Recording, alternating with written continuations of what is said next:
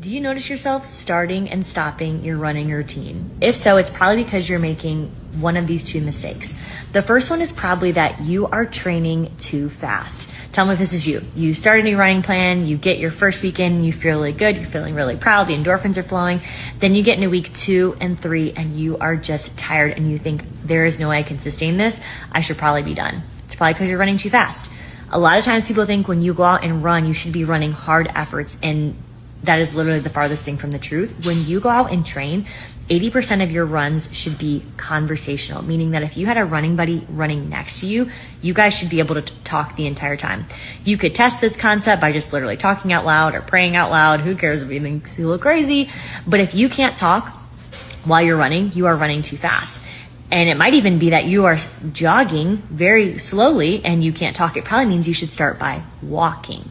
A lot of times I have my runners start with walk-run intervals, where they might even start with a 5-minute walk and do a 1-minute run. And then eventually we build that ratio to where there's more run and walk time. If you need help with that, you can reach out and we can talk more about that specifically. The second thing I see people making a mistake on is that they don't know how to fuel properly. They're not eating enough, or they're not eating the right things to make sure they're rebuilding your body. When you are running, and with my runners, we don't just run. I have full strength training routines for them. We have mobility routines, drills, plyos, all the things. And we put it into this very cohesive weekly plan. The reality is the exercises we're putting in there are meant to break the body down. When we break the body down, we have to be able to build the body back up. That's through our recovery, through our sleep, but really through the foods that we eat. A lot of times people think when they come in a run, oh, I'm going to just eat whatever I want now. That's not really true. You should be eating very protein-rich food. We should be eating mineral-dense and vitamin-rich foods, whole foods, things that grow from the ground and come from animals.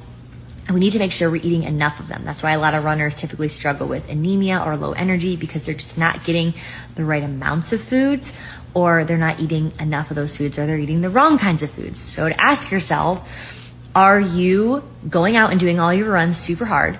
And are you just eating whatever you feel like? Because if so, your body probably is not able to recover, and it's why you're feeling tired and burnt out. If you need help with this, I actually have a great step you can take. You can get a free food list from me, my training fuel foods list. It's the foods that I always have in my pantry on hand, so I can make a quick breakfast, lunch, and dinner to make sure I'm fueling myself properly and I'm feeling good. If you want that, all you need to do is put fuel in the comments. I'll send it to you totally free, and you can have a list of foods to focus on to make sure you're nourishing well, your body's recovering, and you're able to sustain your running journey and run a personal record and feel amazing while you're doing it.